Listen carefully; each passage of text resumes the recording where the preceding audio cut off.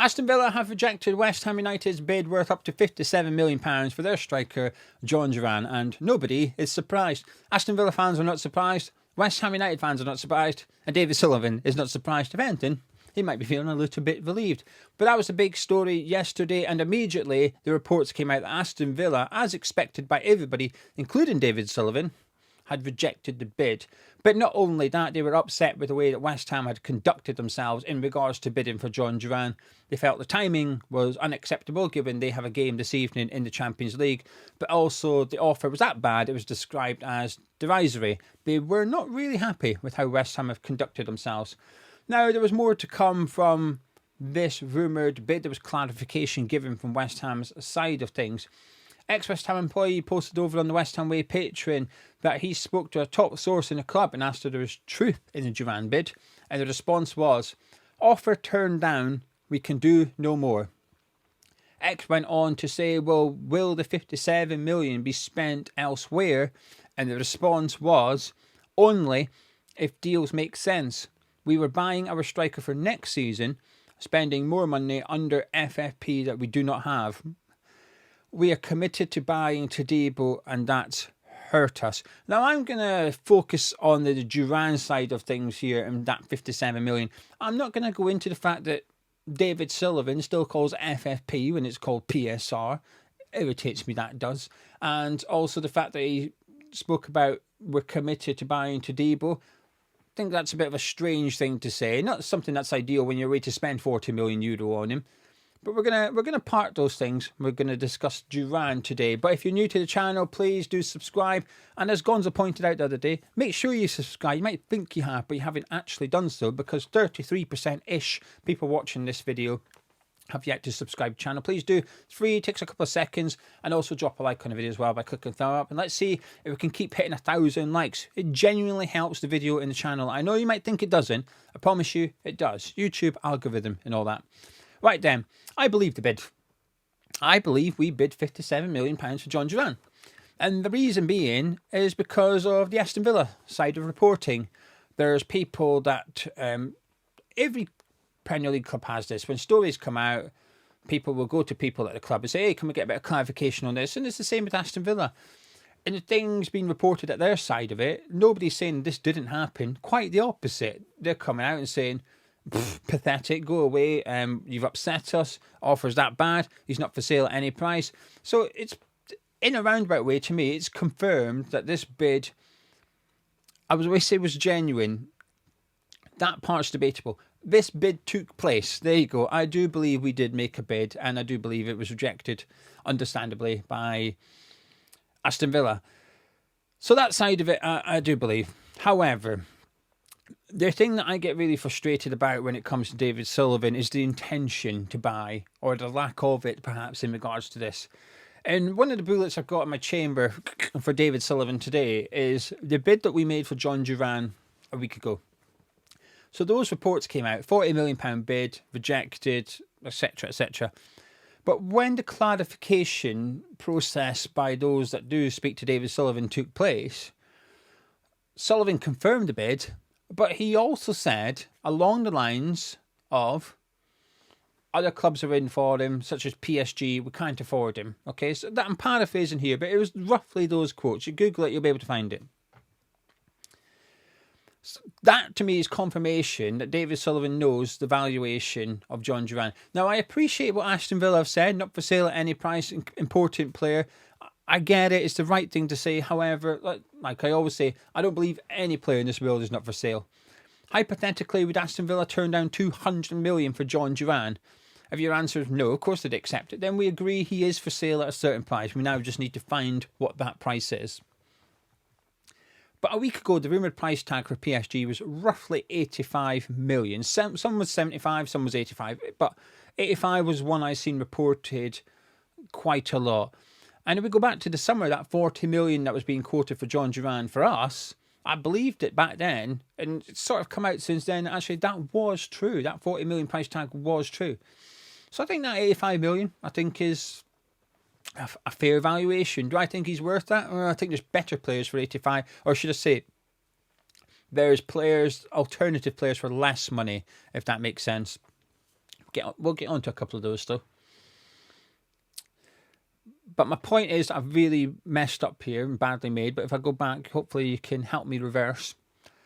David Sullivan a week ago confirmed the 40 million bid, and in doing so, he also confirmed he knows PSG wants Jhon Durán. And if he knows PSG want Jhon Durán, I would suggest he knows the price tag is 85 million. Because it's almost impossible to not know that. Because if you know PSG are in, you will know the price that it's being rumoured. You know the price that they'll be quoted. It was 85 million. Even if we were to knock it down to 75 and give him the benefit of the doubt, we're still quite a way short. But at that 85, we are 28 million. Bad maths today, Gio. We are 28 million pound off their valuation. And this is where I get frustrated, because the bid, I think, was real, but I think the bid was pointless. So when Aston Villa came out, and apparently they were upset by the way West Ham conducted themselves because the offer was that bad, I kind of agree. It would be the equivalent. Listen, if Newcastle United rocked up and bid 35 million for Jarrod Bowen, I'd get pissed off about it. I think, do one, will you? That's one of our players. You're unsettling him. Go away. Are you going to bid for Jarrod Bowen? Make it worthwhile. Make it a serious bid, or go away. I wouldn't like it if players started lowballing first. Now, there's going in low negotiations and then trying to agree a price with the selling club. But that's not what this is. Because we're not going to go, okay, so what do you want, 85? Oh, what about 75? We're not doing that. We've gone in and gone 57 million. We think you're going to reject it. But there you go. You've rejected it. Oh, well, then we're off. There's no intention to buy Jhon Durán there. None whatsoever. If I believe that we wanted to sign Jhon Durán, I then have to believe that Sullivan is willing to swallow his pride of not getting Jhon Durán in the summer. And it's going to cost us 30, 40 million pound more 6 months later. There ain't no way that geezer doing it. He didn't want to pay compensation for Lopetegui and admit he made a mistake there. There's no way he's paying over 30 million and saying, all right, we've maybe messed up not getting Duran in the summer, so I'll pay double what we could have had him for. Not a chance in hell. And this is my frustration with the whole thing. So was the bid real? Yes. But was the bid genuine? No. Bollocks. We've seen it before. We've seen it with Darwin Núñez. We've seen it with Rafinha. We've seen it with Calvin Phillips. Rubbish. Going in, making bids we know won't be accepted. But why? Is it to play to the fan base? Is it to play to Graham Potter? What's his intention here? I think there's an element of everything, really. But it gets right on my tits. And I found myself quite wound up yesterday. And one of the things I say is, well, come on then, let's see that 57 million spent elsewhere, then I will believe it. And we've been told via ExWHUEmployee that we might do it. We're going above our FFP. I mean, that's a silly thing to do, first of all, if that's true. Not that I believe it, but there's other strikers out there who will be cheaper than Jhon Durán. Right now, this morning, Nottingham Forest have bid £22 million for Wissel Brentford. Now, that's going to get rejected, but there's I know people say, well, hypocritical, they've gone in and lowballed. Here's a significant difference, though. I believe Nottingham Forest want to sign him. I believe Nottingham Forest to put that offer in and basically say, well, come on then, come back with what you want and let's negotiate this one. I could be wrong, but I'd be surprised there's not another bid from Nottingham Forest somewhere along the lines, and maybe even they do come to agree a deal. I don't know what the price will be. 27 years old, 18 months left on his contract, 30 million maybe. But there's a player. There's one player. We need a striker with some. I think he's very underrated, by the way. He's there. Cunha at Wolves was close to signing a new contract, and there's a few subscribers on here I know love Cunha. They were speaking about him before he went to Wolves. Thought he was going to sign a new deal, has yet to sign one. Got called out by the manager last night, which I don't disagree with. His body language last night was honking for Wolves, and that's a sign of a relegated team when players start downing tools and looking like they're pissed off and don't want to play for Wolves. Bar Gomez, I think the rest of them, attitude was not great from Wolves players last night. But the manager spoke about Cunha in particular, basically saying it's not acceptable what he's done out there tonight, and he better not do it in the next game. Could he be on his way out the door? Could you test the waters there? I don't know. There will be alternatives to Jhon Durán. And I'm going to say something that defends David Sullivan to some extent. he will back a manager early on in their reign. When Pellegrini came in, over 100 million, Felipe Anderson, that window, Andrei Yarmolenko, those players, I should really have looked this up. I struggle with times. It's always, I don't know why. It's a bit like when you do quiz shows. I struggle with sequins. I can't do sequins. That's the one thing. Mass, bring it on. Let's go. Sequins, I don't know. Time is one of those things I struggle with. But Felipe Anderson was signed. Andrei Yarmolenko. We spent about 100 million. The following summer, we brought in Sebastian Haller. And we brought in Pablo Finals, Roberto. But my point is, we spent 100 million and over 100 million the following summer. We spent a lot of money. We backed Pellegrini and Huselos under David Moyes. Now, he had to wait a little bit. He didn't get his money straight away. With the January transfer window, I'd suggest spending 40 million in a January transfer window when you're in a relegation battle's quite a lot of money. Bowen and Souček came in. A couple of summers later, we spent over 100 million again. Scamacca, that was the summer that we signed Gianluca Scamacca and Lucas Paqueta. They came in. So he will back managers early on in their reigns, usually at West Ham. Lopetegui, 130 million in the summer just gone. There you go, 130 million disappeared. So he will, I think, offer up some money for Graham Potter. But the thing that frustrates me is the way that he goes about it. You know, Aston Villa are partly pissed off. I'm not surprised. I would be too. By the way, I don't subscribe to their timing thing. That's why I've not emphasised on that. When Villa said, "Oh, the timing's unacceptable," well, when do you want us to bid then? You can't bid today because you've got Champions League. Oh, do you want us to bid on Thursday? Oh, no, you can't do that. We play you on Sunday. Okay. Well, what do you want us to do? Bid on the Monday after the game's finished? No, you can't bid then. It's only a week to go to the transfer window. So when are we allowed to bid for your player? So I'm not having the timing thing, by the way. I completely subscribe to the fact that it's a piss take of an offer. Yes, I'm 100% behind that one. And when it came out, and I made my feelings clear when I did the video with Gonzo yesterday, it's Sullivan's traits. And this is why, when I say Sullivan's truly back, people say, he was never away. And whilst I get it, I don't think we had this in the summer. I think the summer was more, we can debate whether it was a good window or not, but I don't think we had we didn't have as much as Sullivan's propaganda going on, whereas that's what we've got at the minute. We've got David Sullivan's car crash transfer tactics again. And it won't stop. I think there'll be more bids going in between now and then the window, which you look at and you think there's no chance that's been accepted.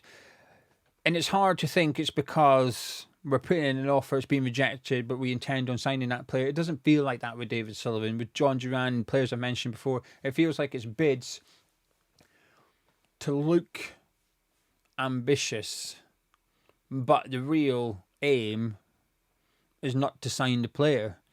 And that's why I get frustrated. And hopefully we do end up spending 60 million in this transfer window. And hopefully we do end up backing Graham Potter and possibly Kyle McCauley as well. I don't think we need to, by the way. I think we need to bring players in, but I think loan players is enough for now because I don't think we'll get relegated. I appreciate people are looking over their shoulder, but I think we need 10 points from 16 games. And if you don't, I think I would almost back you. I don't care who you are. I would almost back you to be the manager of West Ham and be able to get 10 points in 16 games as a manager. 3 wins and a draw. 2 wins and 4 draws. My maths has improved throughout the video. It's not difficult. It's not a difficult task. You could lose 10 games and still stay up comfortably. Well, I say comfortably, it might get a little bit scary. But my point is, we don't need this substantial investment now. We can wait till the summer, but we do need players in terms of bodies, squad depth. And I'm okay with a striker on loan. Hopefully, if Nottingham Forest do go get Wissa, that will allow Awoni to go out on loan. Loan, yes. Signing for 20 million, no. Hopefully that'll speed things up there. But in regards to Jhon Durán, I agree with Aston Villa. A piss take, really. And it's frustrating. It is really, really frustrating because we've dealt with this nonsense before and it's back again to some extent. And while I think Kyle McCauley coming in is a good thing in terms of identifying target, as I said yesterday, I've got no evidence that Kyle McCauley is a good negotiator or even does any negotiating for players. So he, in Potter, can identify all the talent they want. But the problem is, this guy, Sullivan, he's the one in charge of whether we sign him. He's in charge of the bids. We've seen the email to Sporting. We've all seen it. They put up on Sky Sports for us. We got to witness it, how bad it was. That's the guy in charge of bringing players to this football club again. And he's been back in charge for 3 weeks. Because I do believe Tim Steidten was in charge of negotiations during the summer. Right? I might be wrong, but that's what I believe. That's my opinion. But I believe Sullivan's back in charge now. He's been here 3 weeks, and look at it already. It's already a bit of a shambles. So good luck, Kyle McCauley, if you come here and you identify the next Alexis McAllister, because the man responsible for bidding and bringing him in is not very good at his job. Bonus bit for those that stick around: Maxwell Cornet has joined Genoa on loan for the remainder of the season. That is one transfer I got badly wrong. I've got a lot wrong over the years. Carlin Grant's my biggest one. That's the one I always go back to. I was convinced he was going to be a good Premier League player. I like to think there's a few I've got right. Watkins, Isak, I think there's a few, but there's definitely a few I've got horribly wrong. And Maxwell Cornet is at the top of that list for me. I was buzzing when we signed him. I thought Premier League proven, scores goals, creates goals, 17.5 million.